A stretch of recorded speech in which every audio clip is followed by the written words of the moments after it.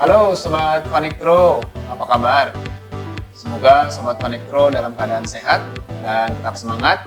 Baik, jumpa lagi bersama saya, Rian, yang akan sedikit berbagi ya, mungkin ya, dari problem-problem mesin yang ada di samping saya ini.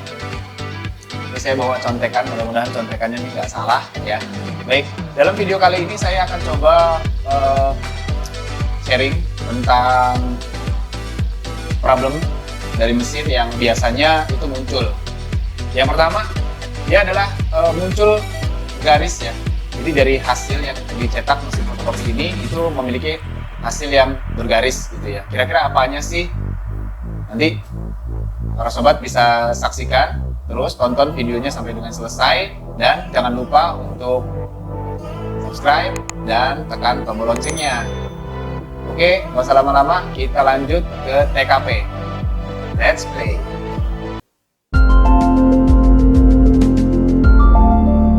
Vanictro.com. Baik, langkah pertama untuk pengecekan cleaner blade, kita akan membuka pintu samping terlebih dahulu untuk mengeluarkan unit developing. Kemudian kita putar handle yang ada di depan berwarna abu-abu ke kiri untuk melepas pengunci dari unit developing. Nah, di sebelah kiri terdapat soket. Ya, kita harus cabut. Baik. Kemudian kita akan keluarkan unit developing.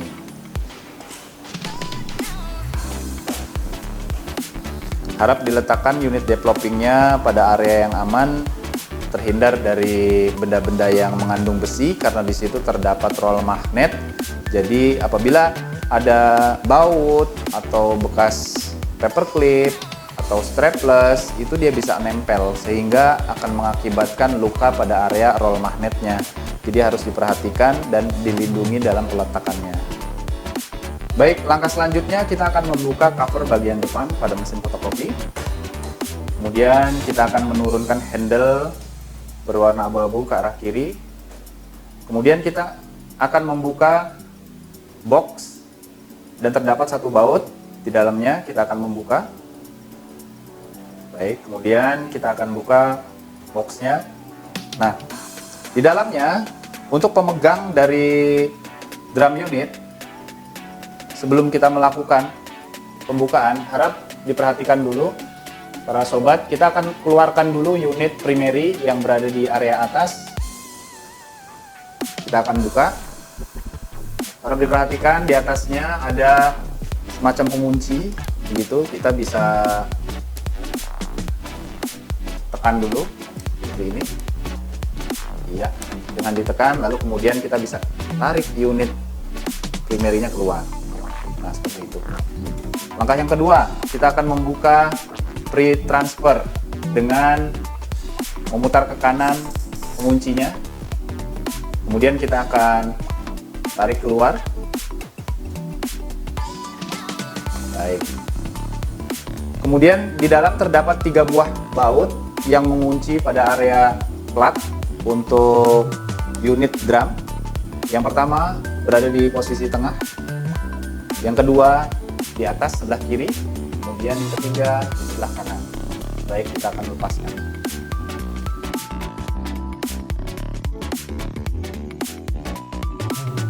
Baik, setelah baut ketiganya sudah terlepas, kita akan menarik keluar untuk unit drumnya. Harap hati-hati di sini, drum ini lumayan mahal, jadi kita harus perlahan untuk nariknya. Dan di sebelah kiri atas ini terdapat handle untuk memegang unit drum. Jadi sambil kita tarik, kita akan mengangkat handle-nya. Nah, seperti ini. Dan hati-hati untuk para sobat, drum ini mahal ya. Jadi kita harus berhati-hati untuk memperlakukannya. Jadi harap dilindungi dan menaruhnya di area yang aman, jauh dari benda-benda yang tajam. Baik, kita akan melakukan pembongkaran cleaner blade. Baik, langkah selanjutnya yang akan kita peragakan adalah membuka blok dari cleaner blade. Di sini ada tips yang harus para sobat ingat bahwa drum ini harganya mahal. Jadi kita harus memperlakukannya dengan spesial ya. Karena memang harganya mahal dan dia sangat sensitif terhadap benturan. Jadi sebelum kita melakukan pembongkaran, harap diperhatikan alasnya atau tatakannya ini terbebas dari benda-benda yang kasar atau benda-benda yang tajam. Karena posisi drum dekat sekali dengan alas. Ya, jadi harus clear bawahnya. Apabila kita ada kertas A3 yang putih bersih, kita pakai alas untuk di bawahnya sehingga aman untuk posisinya drum. Tambah lagi juga kita bisa menggunakan kertas A3. Ini deh kertas A3 untuk tutup supaya tidak terjatuh. Baik, kertas A3 seperti ini kita bisa tutup permukaan drumnya sehingga bisa terhindar dari terjatuhnya benda-benda yang keras ya, seperti baut atau obeng, itu kan dia keras, besi, jadi tidak langsung melukai drum. Baik, kita akan melakukan pembukaan pada area cleaner blade. Terdapat di sini ada 4 baut, para sobat bisa lihat, akan kami tunjuk. 1 di sini, kemudian 2, 3, dan 4. Oke, kita lanjut oprek.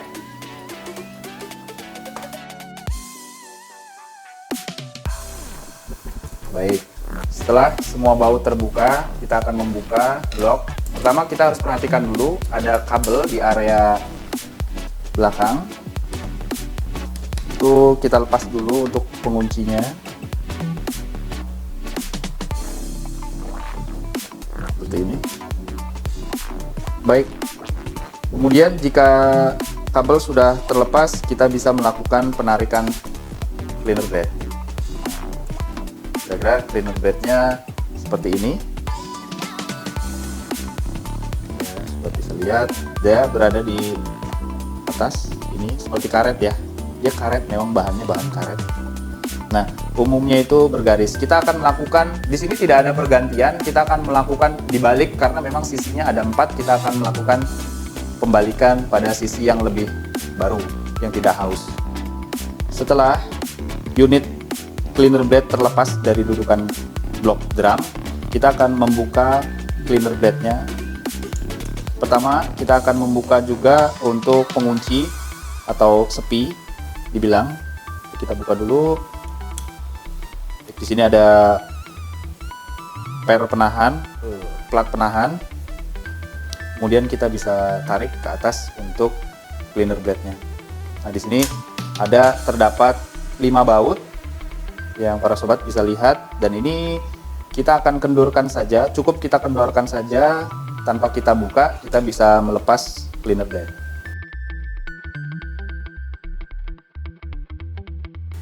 Baik, dirasa baut sudah terlihat kendur, kita bisa menarik keluar untuk cleaner blade-nya, lalu kemudian kita balik seperti ini.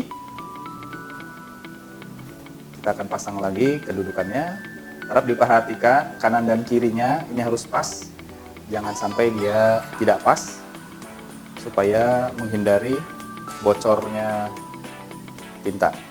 Setelah itu kita kencangkan kembali untuk baut-baut yang menjadi pegangan dari cleaner blade. Baik, setelah baut terakhir kita kencangkan, kemudian kita di sini bisa membersihkan area yang kotor dari toner menggunakan tisu kering, bisa seperti ini. Kemudian kita akan juga melumuri bedak. Catatan adalah bedaknya bedak baby ya, yang kering. Fungsi dari bedak ini kita gunakan supaya karet untuk menghapus drum ini tidak menghambat putaran drum, sehingga aman untuk drum berputar. Baik, kemudian kita akan masang kembali pada dudukan cleaner blade.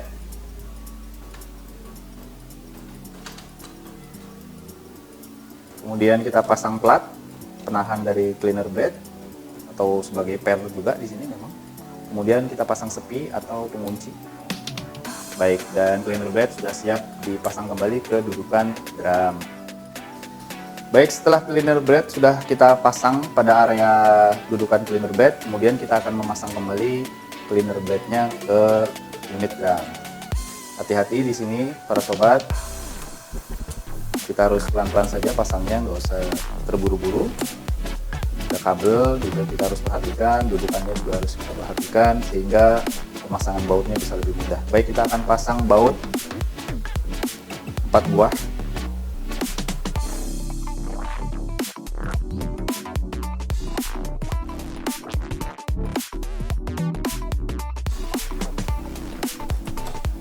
Baik, setelah 4 baut kita sudah pasang, blok unit drum sudah siap dipasang kembali ke mesin. Baik, di sini kita akan melakukan pemasangan kembali unit drum ke dalam mesin. Yang harus diperhatikan para sobat adalah dudukan rel yang terdapat pada blok drum unit. Nah, ini yang kami tunjuk pada ujung test pen ini. Itu dia satu dan satunya di sebelah sini. Baik, dudukan rel yang ada di mesin. Zoom. Nah, itu dia. Ada sebelah kiri satu dan sebelah kanan satu.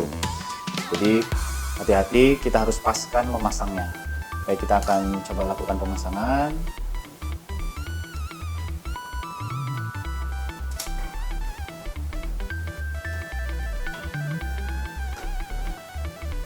Baik. Setelah pemasangan sudah selesai, kita akan memasang lagi baut. 3 buah baut di sini ya, akan kita pasang.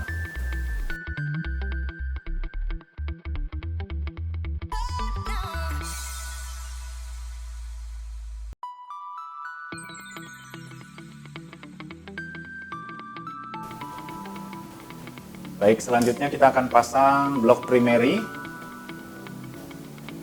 Blok primary ini juga jika pemasangannya tidak baik, banyak menimbulkan error ya, mulai dari error 60, 68, 61, dia juga bisa menyebabkan error. Kemudian kita akan pasang free transfer, kami sebutnya itu, tapi dalam bahasa bukunya itu berbeda. Jangan sampai kita lepas dari dudukannya sehingga mengganggu posisi drum. Selanjutnya ada handle di sebelah kanan. Kita akan putar kembali ke arah kiri untuk mengunci. Baik, semua sudah selesai. Lalu kita akan menutup cover bagian depan. Kemudian kita bisa baut. Kemudian kita bisa putar handle ke arah kanan dan baik, pemasangan selanjutnya adalah unit developing. Kita akan pasang kembali pada dudukan. Jangan lupa di dalam terdapat konektor dari kabel developing unit ya. Jadi hati-hati pemasangannya, jangan sampai kabelnya bengkok nanti yang ada di dalamnya itu, atau konektornya bengkok sehingga mengakibatkan error. Baik, setelah itu kita putar knob-nya, kemudian kita tutup cover yang ada di samping dan selesai, mesin siap dipakai lagi. Baik, langkah selanjutnya setelah kita melakukan pengecekan atau pembalikan cleaner blade pada area drum unit, kemudian kita akan membuka dan mengecek kondisi dari cleaner blade-nya si IBT ya. Baik, yang pertama kita akan menarik ke kiri handle, membuka penguncinya, kemudian kita akan tarik keluar. Baik, nah di depan kita ini terdapat 1 buah baut yang akan kita buka.